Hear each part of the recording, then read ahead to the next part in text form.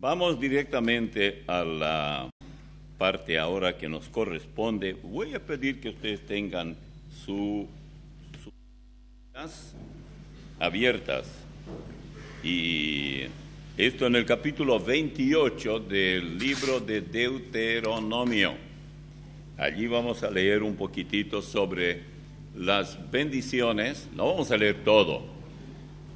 Escuchen esto. Es tan importante esto porque hay quienes dicen que todas las bendiciones dadas a Israel pasaron ahora a la iglesia.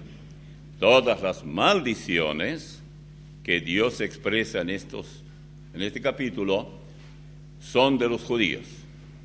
Muy bien, tenemos que enterarnos cuál es la verdad, porque no pueden ser ambas cosas.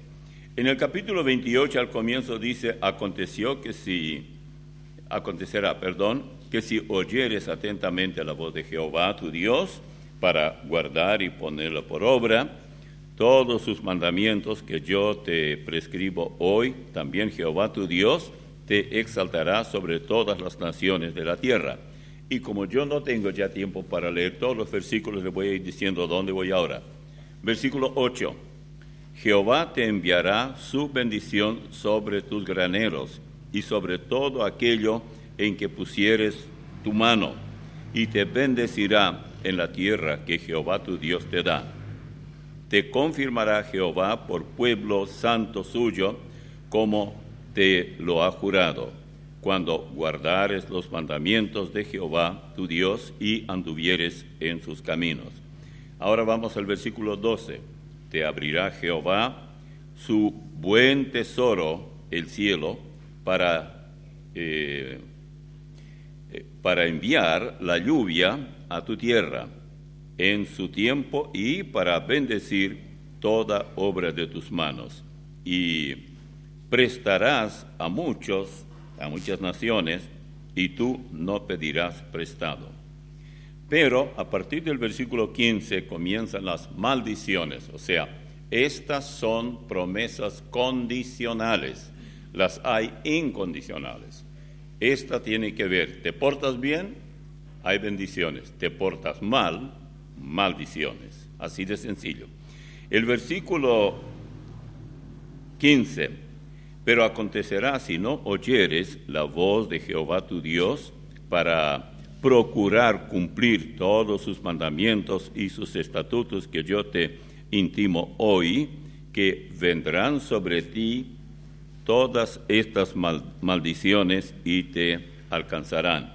Versículo 20, y Jehová enviará contra ti la maldición, quebranto y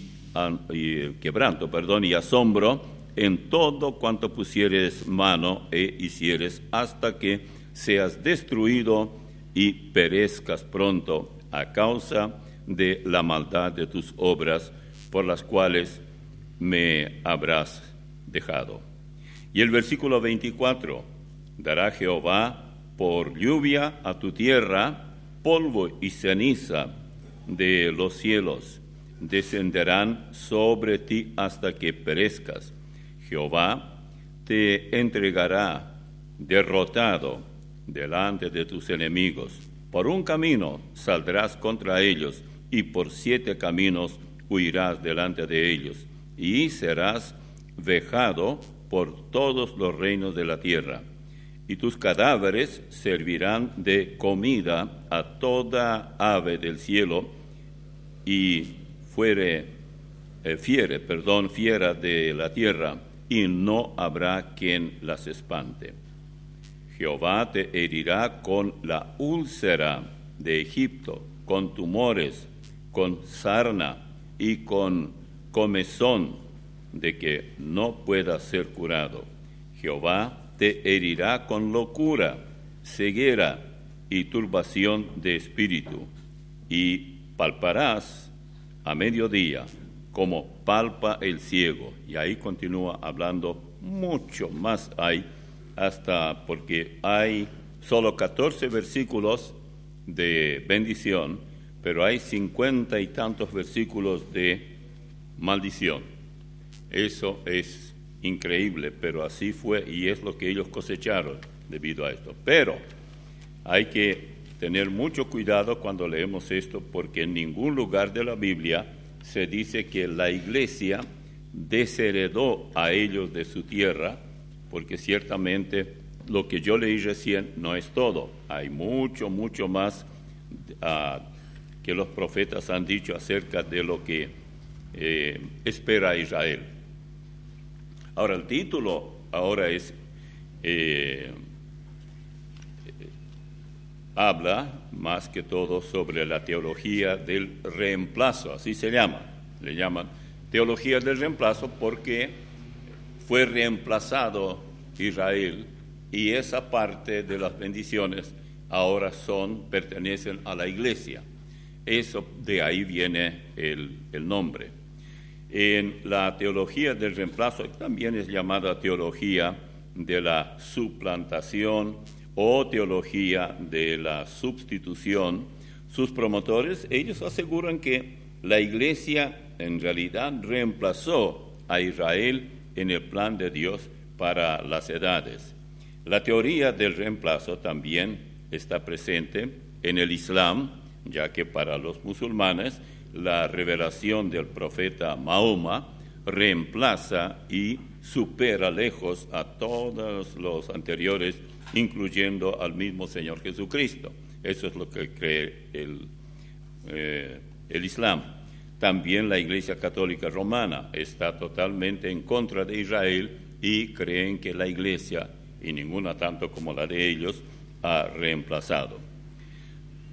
Resulta bastante hasta increíble darse cuenta uno que hombres que se iban llamando en su época padres de la iglesia, o sea, líderes de la iglesia en tiempos cuando la iglesia comenzó a desarrollarse, entre ellos el famoso Justino el Mártir, un apologista cristiano. Él vivió entre los años 100 al 165. Ya en esa época, la teología del reemplazo, que es herejía, yo llamaría, existía.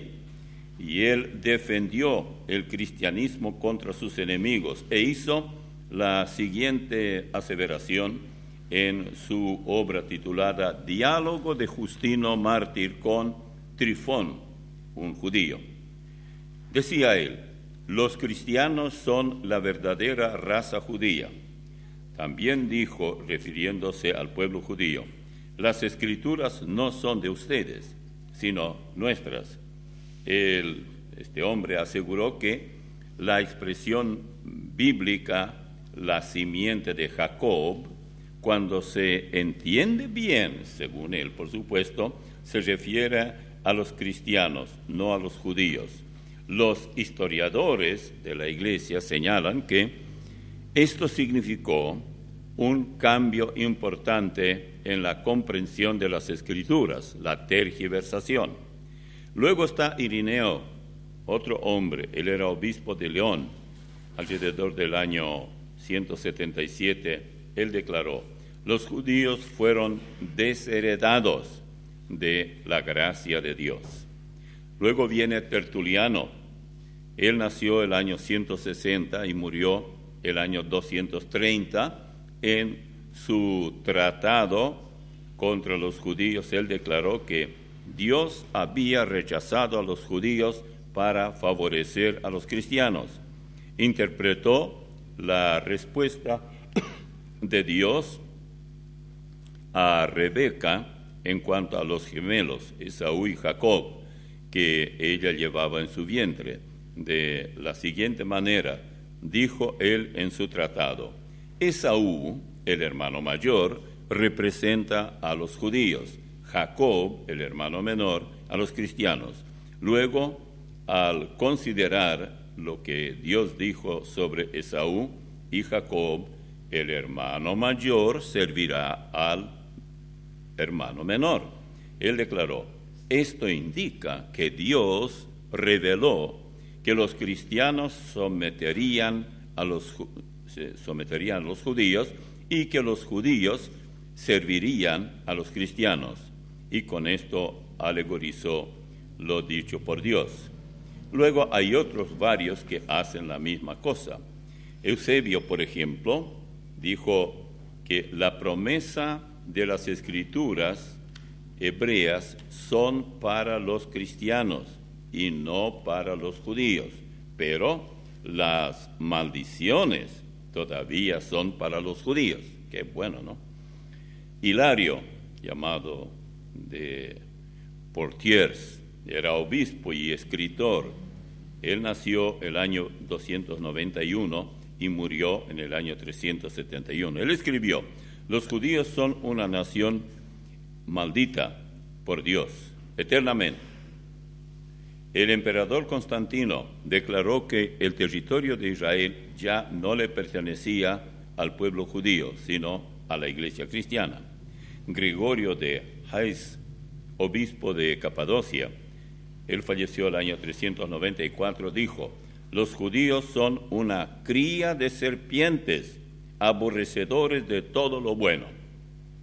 Jerónimo, él nació el año 347 y murió en el 407. Dijo que los judíos son como serpientes portando la imagen de Judas. Sus salmos y oraciones son el bramido de asnos. Juan Crisóstomo, obispo de Antioquía, quien recibió el apodo de Boca de Oro, él decía: la sinagoga no es solamente un centro de prostitución y un teatro, es también una casa de ladrones y hospedaje para bestias salvajes. Ningún judío adora a Dios, decía. Los judíos son asesinos, empedernidos, poseídos por el diablo. Su libertinaje y sus borracheras les dan los modales de un cerdo. Se matan y se mutilan entre sí. Uno podría continuar dando más nombres de estos individuos que lo que dijeron, etcétera, pero no quiero hacerles demasiado propaganda a ellos. No me van a creer, pero hay muchos bastante recientes, incluso algunos a quienes yo conocí, están exactamente en el mismo nivel. Hay uno que se llamaba James Kennedy. James Kennedy, él fue el fundador de la iglesia presbiteriana Coral Ridge en Estados Unidos. Él respira el mismo espíritu. El autor también escribió libros, etcétera, algunos muy buenos. Hank Hanegraaff, a este sí conocí personalmente. Él, muy conocido por su programa radial, se titula La Biblia responde al hombre. Y luego está Colin Chapman, abierto defensor de los musulmanes y director del ministerio Puentes de Fe. Luego está Chuck Colson. Chuck Colson organizó en la época de Nixon un ministerio, no sé si fue tan ministerio como uno podría pensar, entre los presos. El doctor John Piper, pastor de la Iglesia Bautista Bethlehem en Minnesota, Minneapolis. El doctor Joseph Ryan, pastor de la Iglesia Presbiteriana Park City de Dallas, Texas. Todos estos tienen la misma línea, pero no tienen la última palabra. ¿Quién tiene la última palabra sobre el paradero final de los judíos y la tierra que les pertenece a ellos? No olvidemos esto. La tierra de Canaán les prometió Dios sin condiciones, incondicionalmente. Lo otro que recién les di en cuanto a condiciones en el libro de Deuteronomio, eso sí, tenía que ver con el comportamiento de ellos, pero la tierra no. Una y otra vez la Biblia dice que le pertenece a ellos. Los judíos son israelitas, no son gentiles, tenemos que saber esto, y para ellos son las promesas.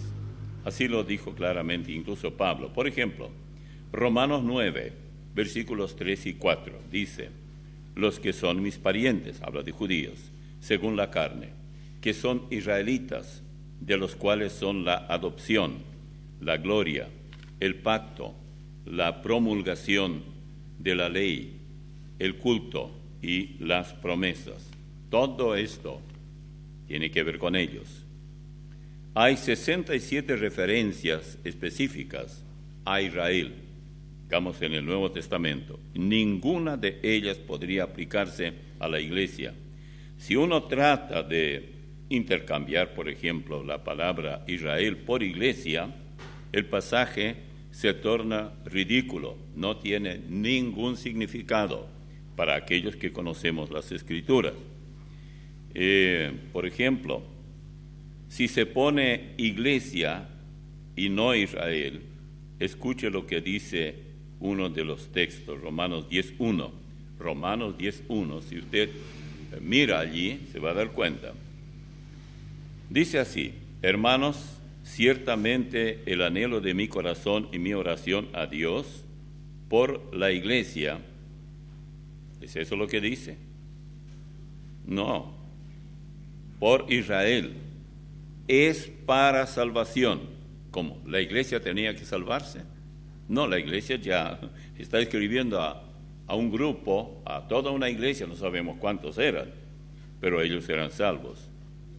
¿No le parece que esto es completamente fuera de lugar?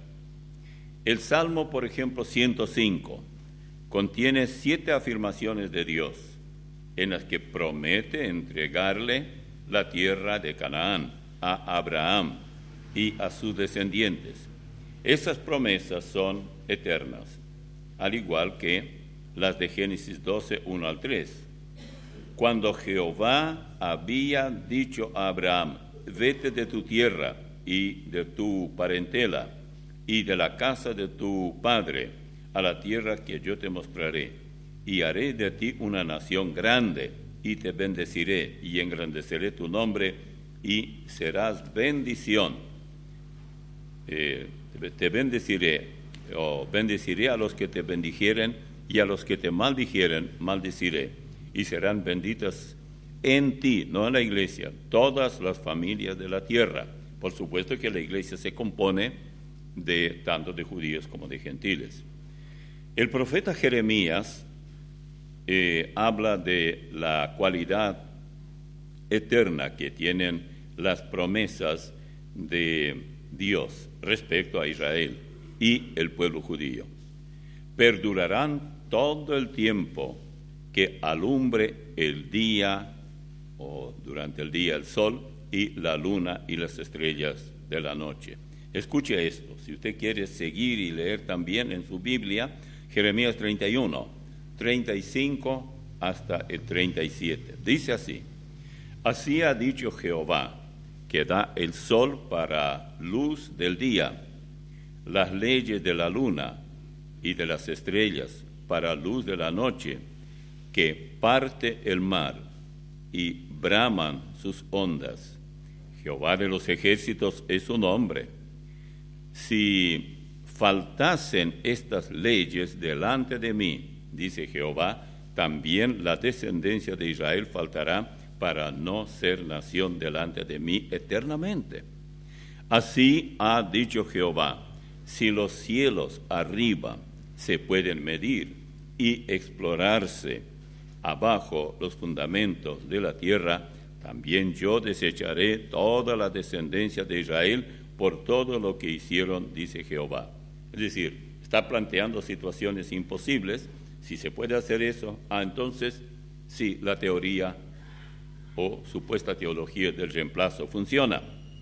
En Isaías capítulo 11, versículos 11 y 12 leemos: asimismo acontecerá en aquel tiempo que Jehová alzará otra vez su mano para recobrar el remanente de su pueblo que aún quede en Asiria, Egipto, Patros, Etiopía, Elam, Sinar y Hamat, y en las costas del mar, y levantará pendón a las naciones y juntará los desterrados de Israel, y reunirá los esparcidos de Judá, de los 4 confines de la tierra. Esto, Isaías 11, 11 y 12.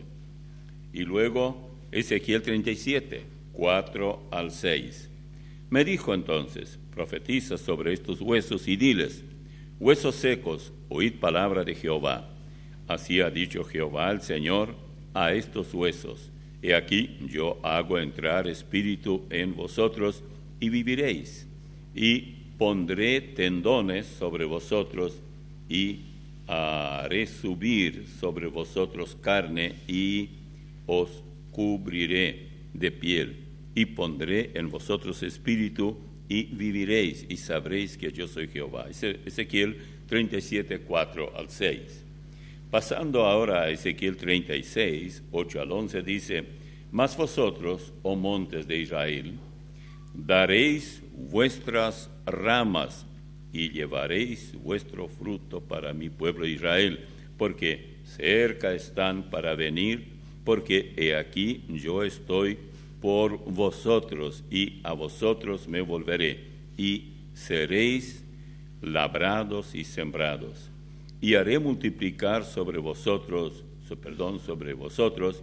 hombres a toda la casa de Israel, toda ella, y las ciudades serán habitadas y edificadas las ruinas.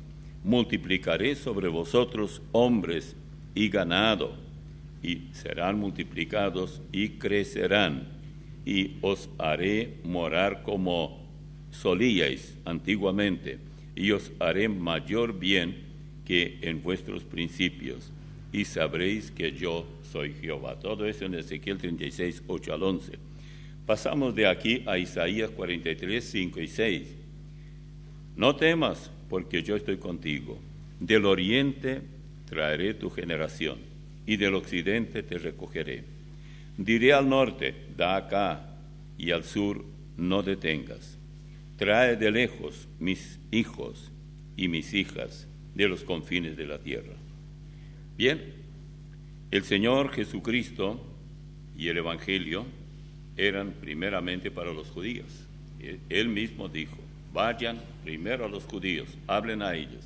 Por ejemplo, en el capítulo 10 de Mateo, les ordena, ni siquiera a ciudades samaritanos, no, solamente a los judíos. A estos dos se envió Jesús y les dio instrucciones diciendo, por camino de gentiles no vayáis, y en ciudades samaritanos no entréis, sino id antes a las ovejas perdidas de la casa de Israel, y yendo predicad diciendo, el reino de los cielos se ha acercado. Mateo 10, 5 al 7. En Gálatas 3, versículo 28, estas palabras leemos de la pluma de Pablo.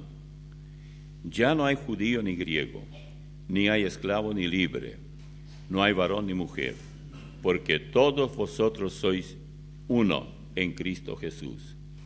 Esto se refiere, por supuesto, a la posición que ocupamos delante de Dios, porque todos somos pecadores, pero todos podemos ser salvos, judíos, gentiles, americanos, africanos, asiáticos, todos tenemos derecho, hombres, mujeres, podemos ser salvos. No se limita a cierto grupo étnico o lo que fuera. El Señor Jesucristo dijo, y yo también te digo que tú eres Pedro, y sobre esta roca edificaré mi iglesia, y las puertas del Hades no prevalecerán contra ella. Mateo 16, 18. Ahora la iglesia está edificada sobre el conocimiento y el testimonio del propio Jesús, quien era judío.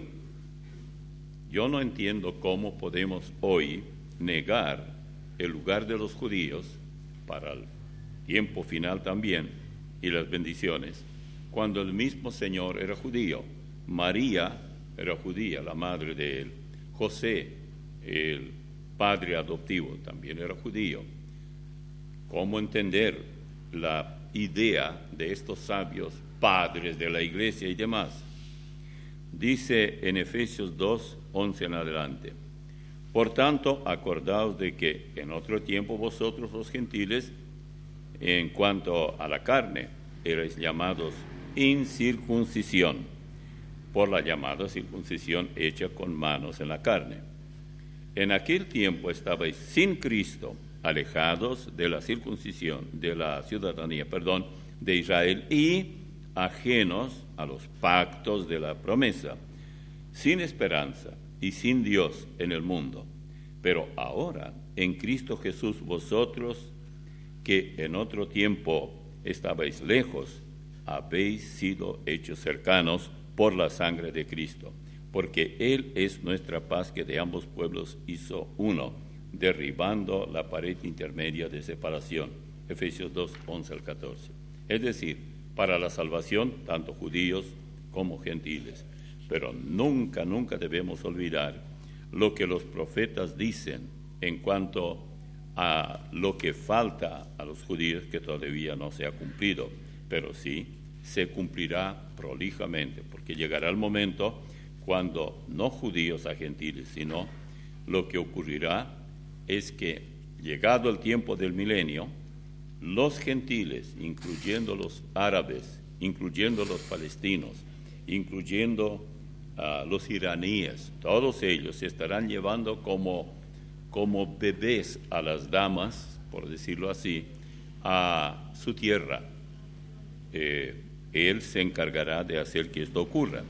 La gran mayoría de la iglesia hoy, tanto entre los católicos romanos, que no es Iglesia de Cristo, como la de las principales denominaciones evangélicas, sostienen el punto de vista amilenial, es decir, que el milenio no ocurrirá, no hay tal cosa como 1000 años de paz. Bueno, si arreglamos así las cosas, podemos agregarle esa a cualquier otra doctrina. El amilenialismo es el nombre dado a la creencia de que no habrá un reino literal de Cristo de 1000 años. Eso puede tomarse como alegórico, pero no literal. Las personas que sostienen este tipo de enseñanza son llamadas amilenialistas. El prefijo siempre a en amilenialismo quiere decir no reino milenial, tal cosa no. Ahora bien, para sostener su punto de vista, estos que niegan el milenio espiritualizan la mayoría de las profecías relacionadas con los últimos tiempos. No les queda otra pretender que esto hay llamados cristianos que también hacen lo mismo con el capítulo 16 de Lucas, cuando habla sobre el rico y Lázaro. Todo esto no se debe tomar, dicen ellos, en una forma literal. Por supuesto, algunos dicen que es una parábola. Si fuera parábola, tampoco sería problema, pero ni siquiera es parábola. Cuando se trata de una parábola, nunca hay nombre. Pero en el caso de, comenzando con el versículo 19 de Lucas 16, simplemente él dice, había un hombre rico, un hombre. Y después habla de Lázaro también. Da el nombre, que era un nombre bastante conocido y repetido en esa época entre los judíos. Ahora, permítame darle un ejemplo acerca de lo que estoy hablando.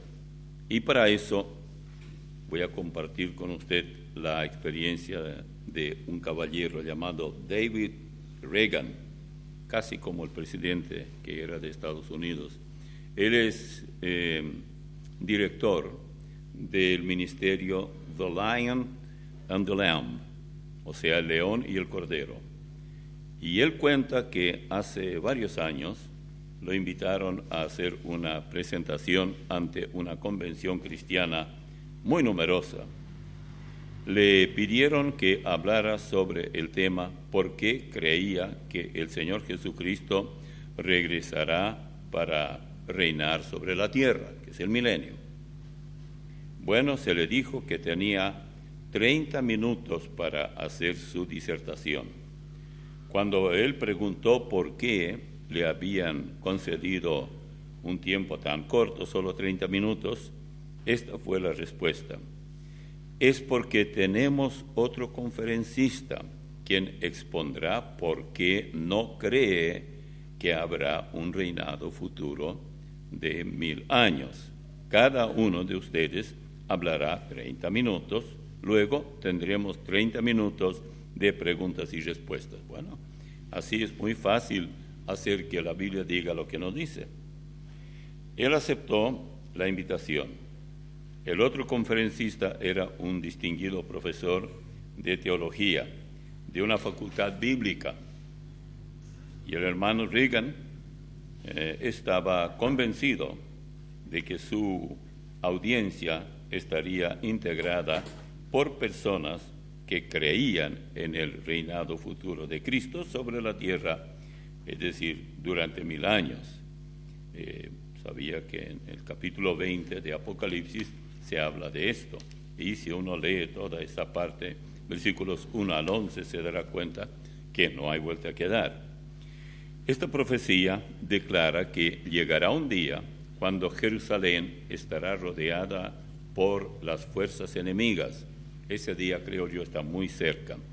Que la mitad de la ciudad sucumbirá y entonces el Señor Jesucristo descenderá del cielo y se posarán sus pies sobre el monte de los olivos. Siempre me llamó la atención eso de la mitad de la ciudad que sucumbirá. Ahora recordemos que la parte este de Jerusalén, allí viven muchos árabes y ellos van a vivir allá porque les conviene, porque el salario que paga Israel a sus trabajadores es muy superior a lo que ellos tendrían allá con los palestinos. Entonces, naturalmente, están allí. Me pregunto, ¿no será esa la mitad que será destruida? No sé. Pero oiga esto, Jehová será rey sobre toda la tierra. En aquel día, Jehová será uno y uno su nombre. Zacarías 14:9. Jehová y Jesús, por supuesto, es la misma persona. El otro conferencista que siguió a continuación ignoró por completo la presentación del hermano que sí cree en la Biblia, tal como dice acerca del reinado milenial, y leyó un documento académico basado en la opinión de los teólogos sin mencionar para nada la Biblia. Así, claro, cualquier cosa se puede probar, hasta la evolución. Y ahora permítame decirle, no me sorprende para nada esta respuesta tan absurda, porque no solo es esta iglesia donde tuvo lugar esa conferencia, sino muchísimas otras. Nada quieren saber de todo cuanto corresponde al regreso de Israel, de todos los judíos, a su tierra. Cuando digo su tierra, siempre me refiero a la tierra que Dios les dio.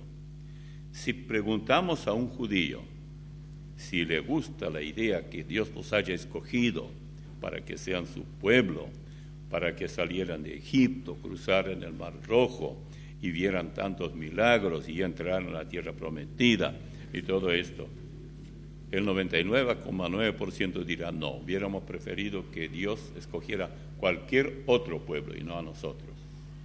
Y si alguien no sabe por qué, bueno, mire algunas de las películas antiguas. El otro día, por un momentito nomás, miré la invasión de Hitler con su ejército en 1939 a Polonia y llegó a Varsovia.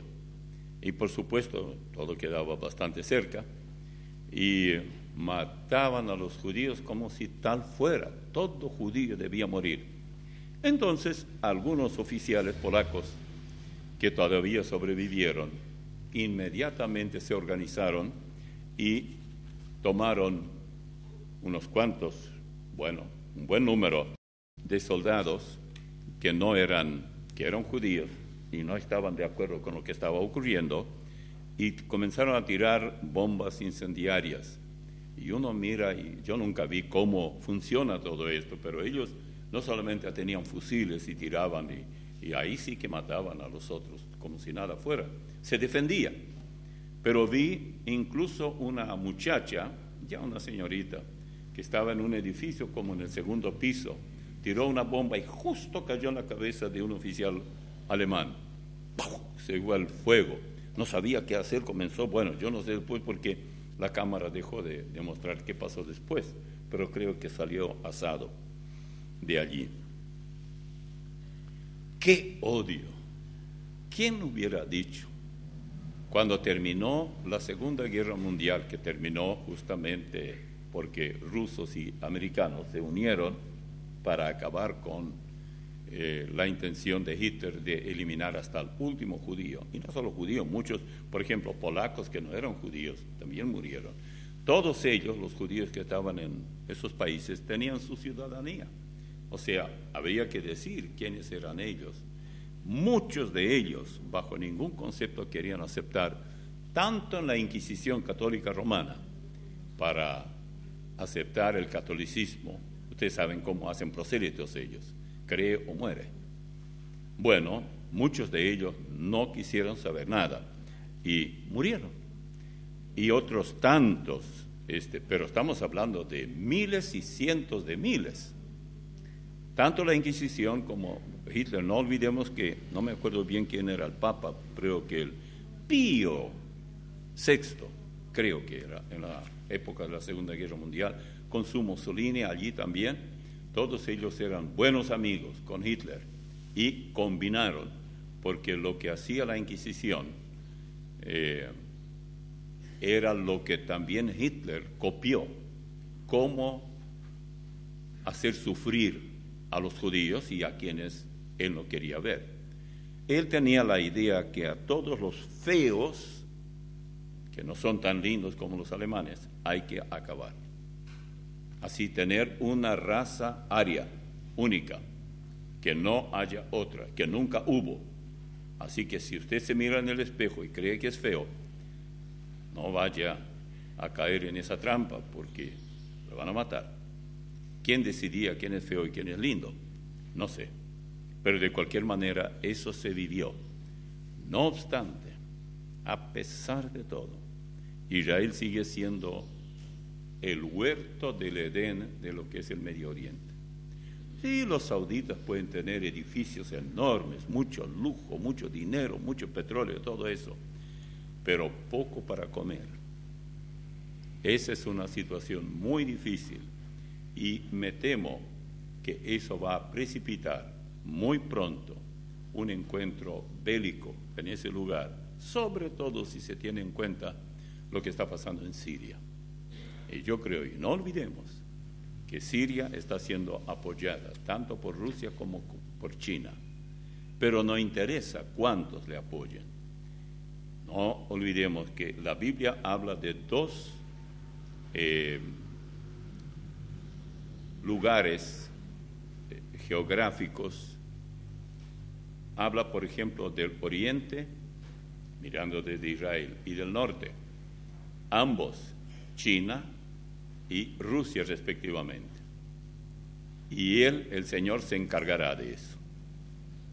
Ellos vendrán con mucho ejército, con todo lo que quieran, pero no podrán lograr sus objetivos.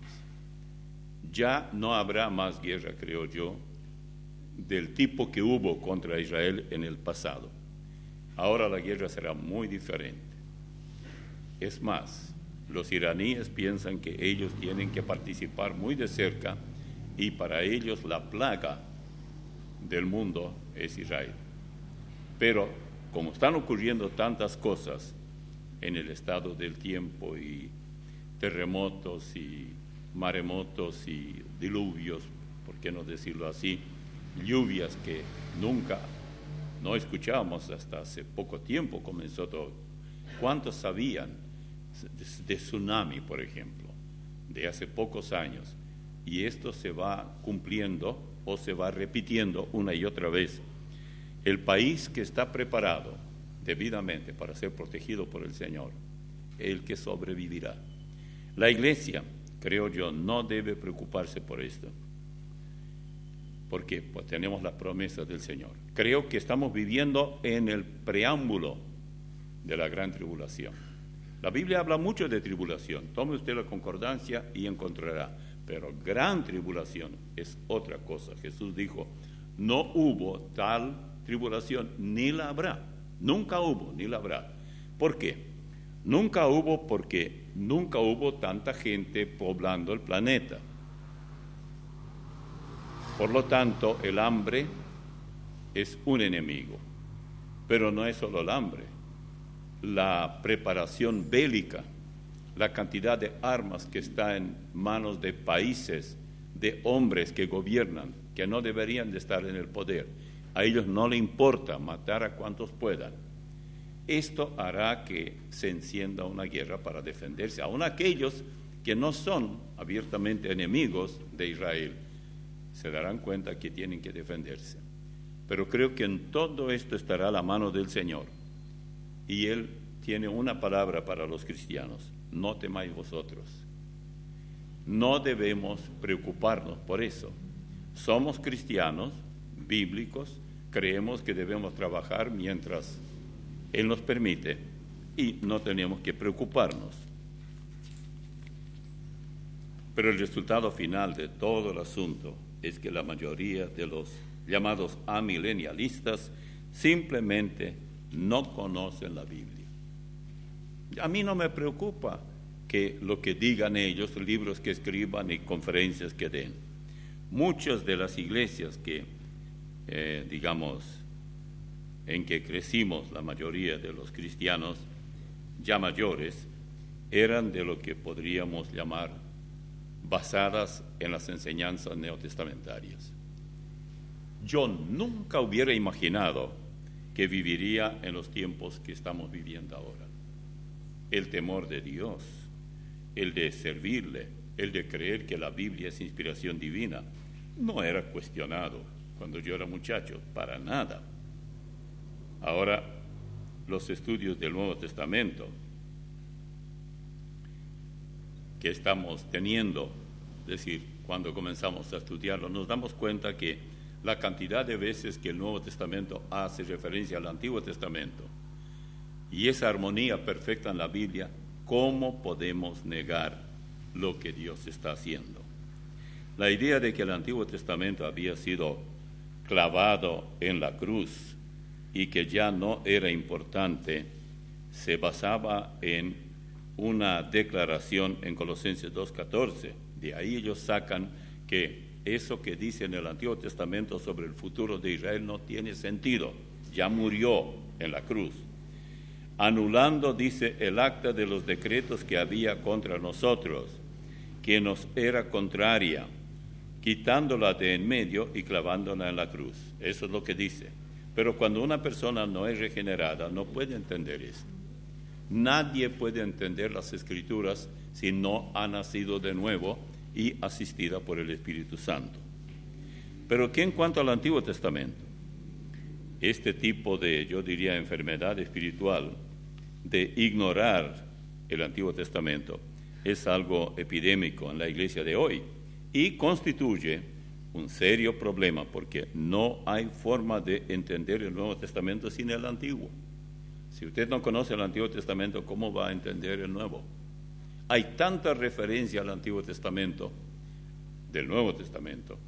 Hay como 320 referencias. ¿Cómo puede usted entender si no lo conoce? Por ejemplo, en 1 Corintios 15:20, Pablo dice: mas ahora Cristo ha resucitado de los muertos, primicia de los que durmieron es hecho. Él está refiriéndose al Señor Jesucristo como a las primicias. ¿De dónde sacó la palabra?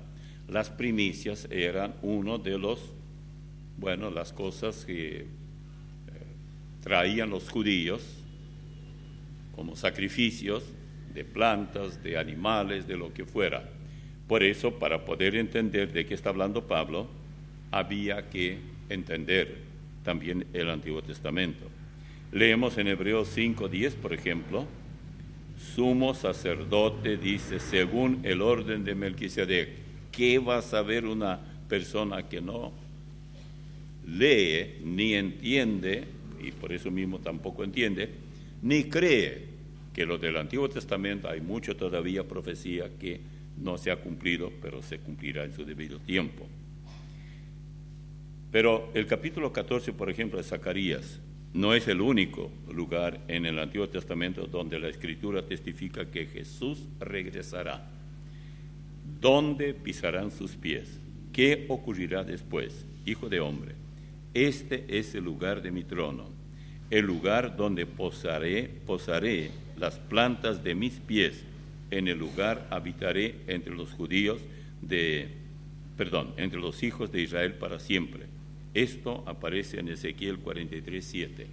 Una y otra vez habla de manera muy clara de judíos.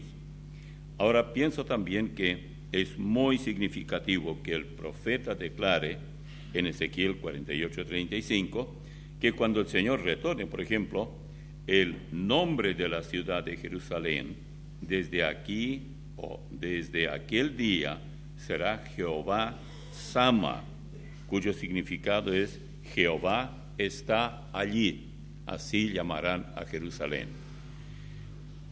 Traje todo esto porque pensé que era importante que nos animemos y no nos desanimemos y seamos valientes a la expectativa, porque en cualquier momento el Señor vendrá. Ya si nadie les dijo que Israel no tiene nada que ver con las bendiciones, ya estamos inmunizados para eso, para entender de qué se trata, quién es el que habla y por qué dice lo que dice.